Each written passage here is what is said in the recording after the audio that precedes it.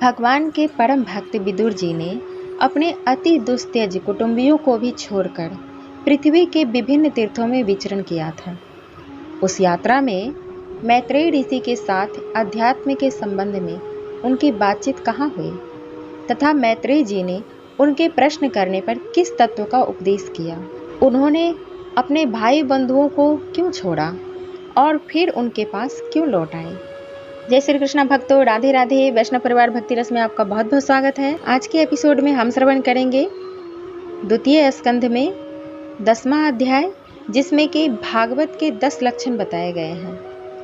क्या है भागवत के 10 लक्षण, आइए इसकी जानकारी प्राप्त करते हैं। तो बिना देर किए प्रारंभ करते हैं। बोलिए प्रेम से वृंदावन बिहारी लाल की जय हो, श्री राधा रानी की जय हो। विराट पुरुष के हिलने डोलने पर उनके शरीर में रहने वाले आकाश से इंद्रिय बल, मनोबल और शरीर बल की उत्पत्ति हुई।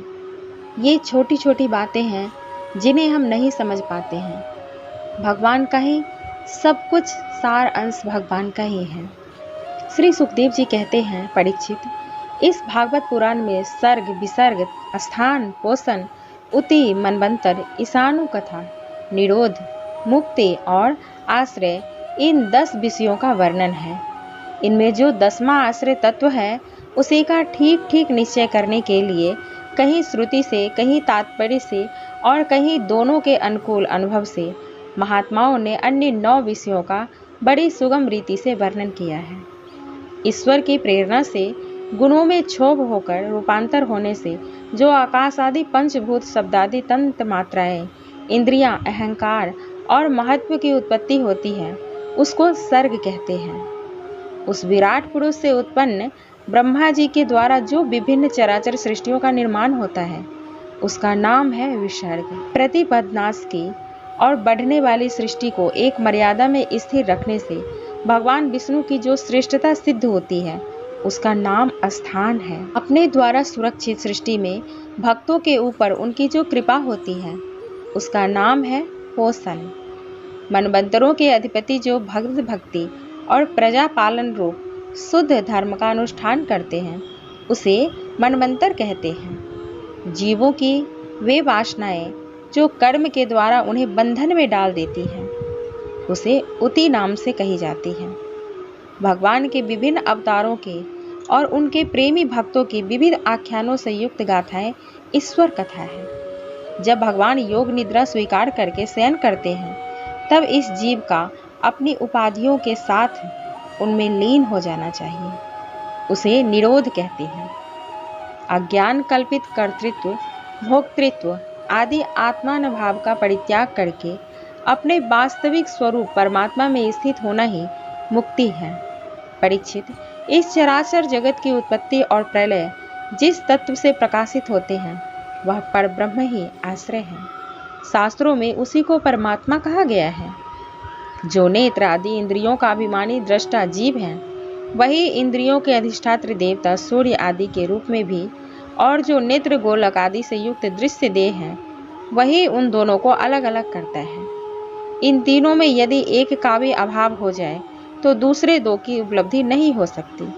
अतः जो इन तीनों को जानता है, वह परमात्मा ही सबका अधिष्ठान आश्रय तत्व है। उसका आश्रय वह स्वयं ही है, दूसरा कोई नहीं है।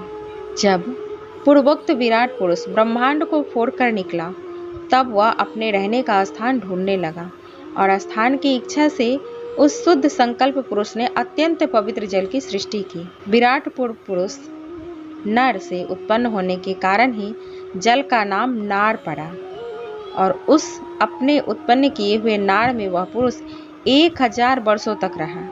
इसी से उसका नाम नारायण हुआ। उन नारायण भगवान की कृपा से ही द्रव्य, कर्म, काल, स्वभाव और जीव आदि का सत्ता है। इस प्रकार नारायण भगवान की उत्पत्ति होती है।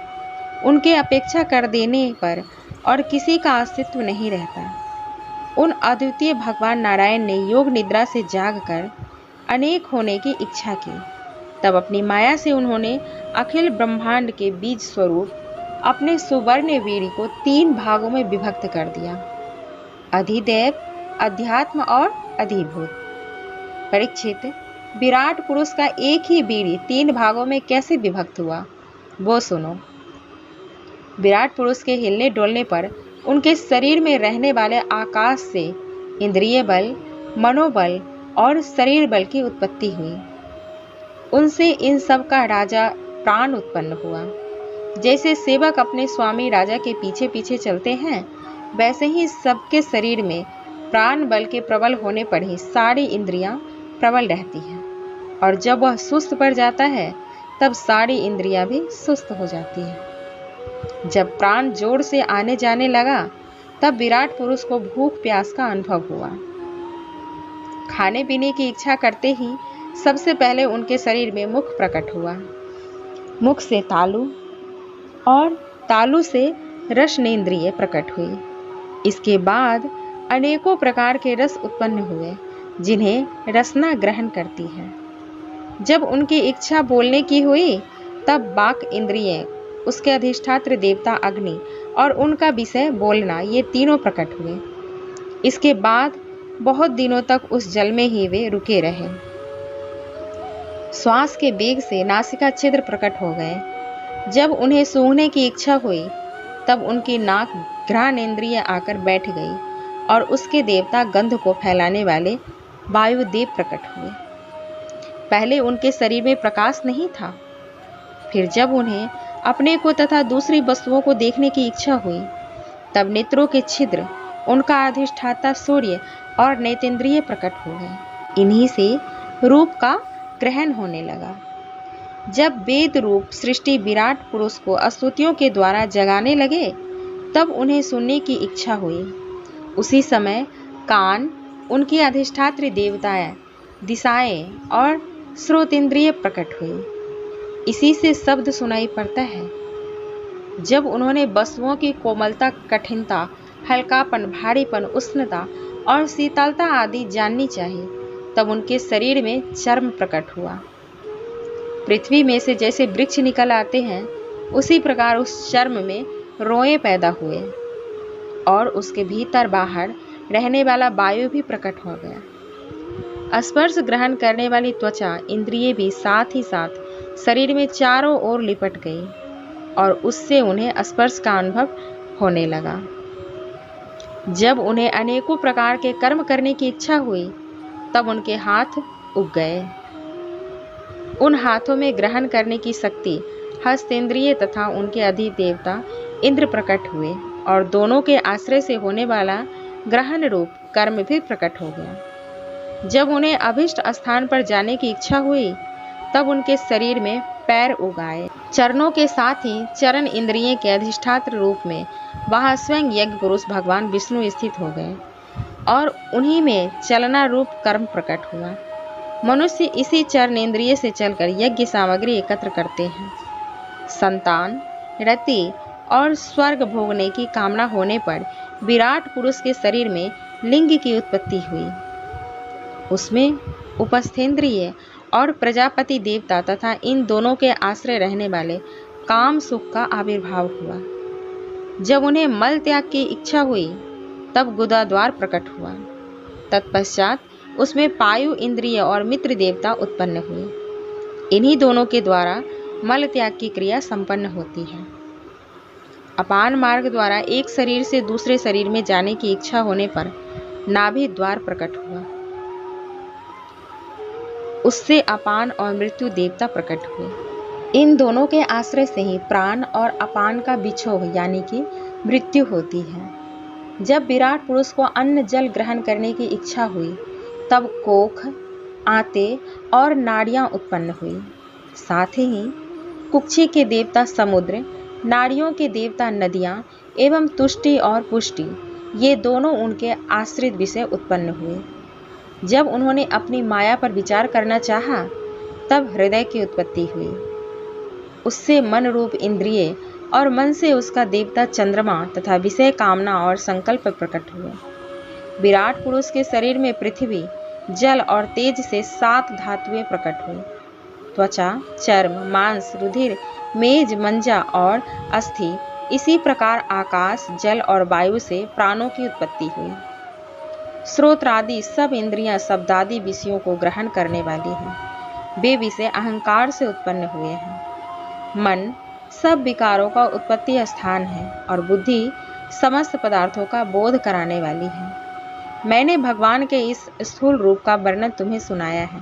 यह बाहर की ओर से पृथ्वी, जल, तेज, वायु, आकाश, अहंकार, महत्व और प्रकृति इन 8 आवरणों से घिरा हुआ है। इससे परे भगवान का अत्यंत सूक्ष्म स्वरूप है। वह अव्यक्त, निर्विशेष, आदि, मध्य और अंत से रहित एवं नित्य है। वाणी और मन की वहां तक पहुंच नहीं है। मैंने तुम्हें भगवान के स्थूल और सूक्ष्म, व्यक्त और अव्यक्त जिन 2 रूपों का वर्णन सुनाया है, ये दोनों ही भगवान की माया के द्वारा रचित हैं। इसलिए विद्वान पुरुष इन दोनों को ही स्वीकार नहीं करते हैं। वास्तव में भगवान निष्क्रिय हैं।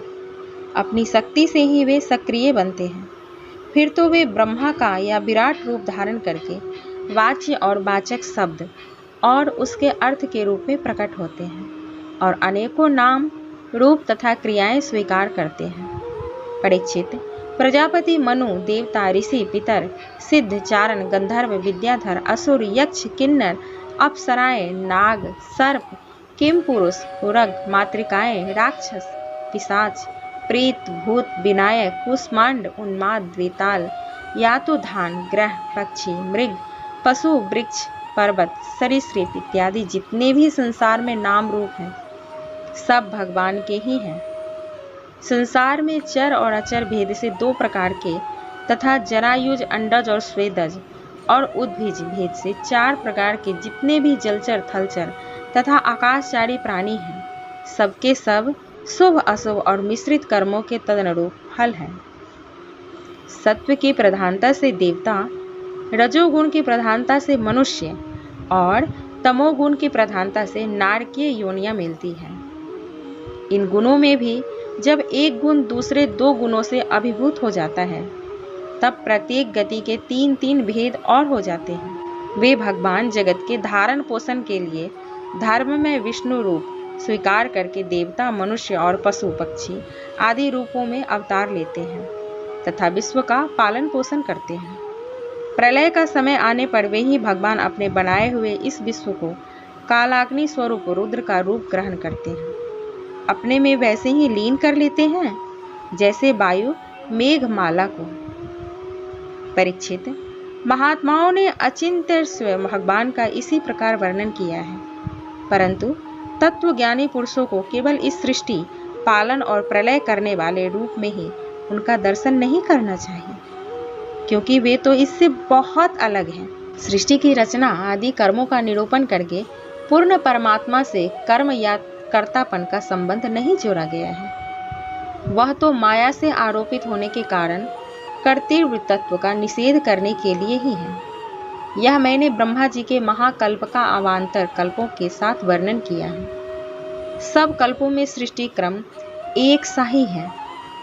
अंतर है तो केवल इतना ही कि महाकल्प के प्रारंभ में प्रकृति से क्रमशः महत्व तत्वादि की उत्पत्ति होती है और कल्पों के प्रारंभ में प्राकृतिक सृष्टि तो ज्यों की त्यों ही रहती है।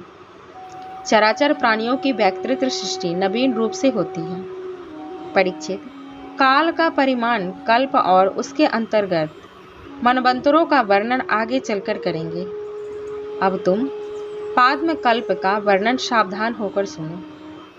सौनक जी ने पूछा, सूत जी, आपने हम लोगों से कहा था कि भगवान के परम भक्त विदुर जी ने अपने अति दुस्सह्य कुटुंबियों को भी छोड़कर पृथ्वी के विभिन्न तीर्थों में विचरण किया था। उस यात्रा में मैत्रेय ऋषि के साथ अध्यात्म के संबंध में उनकी बातचीत कहाँ हुई तथा मैत्रेय जी ने उनके प्रश्न करने पर किस तत्व का उपदेश किया है। सूत जी, आपका स्वभाव बड़ा सौम्य है। आप विदुर जी का वह चरित्र हमें सुनाइए। उन्होंने अपने भाई बंधुओं को क्यों छोड़ा और फिर उनके पास क्यों लौट आए। सूत जी ने कहा, सौनकादि ऋषियों, राजा परीक्षित ने भी यही बात पूछी थी। उनके प्रश्नों के उत्तर में श्री सुखदेव जी महाराज ने जो कुछ कहा था वही मैं आप लोगों से कहता हूँ। सावधान होकर सुनिए। भक्तों, इसी के साथ द्वितीय स्कंद समाप्त होता है। कल से हमारा तृतीय स्कंद प्रारंभ हो जाएगा। इसमें हम उद्धव और विदुर जी की भेंट की कथा सुनेंगे, जो बहुत ही मनमोहक है। किस तरीके से उद्धव जी का विदुर जी से भेंट होता है, ये कथा जरूर सुनिएगा। और प्रतिदिन एक एक अध्याय सुनना उत्तम माना गया है। आपको वीडियो पसंद आए तो अपने दोस्तों के साथ शेयर जरूर कीजिएगा। चैनल को सब्सक्राइब कर लीजिएगा। मिलते हैं नेक्स्ट वीडियो में, तब तक के लिए जय श्री कृष्णा, राधे राधे।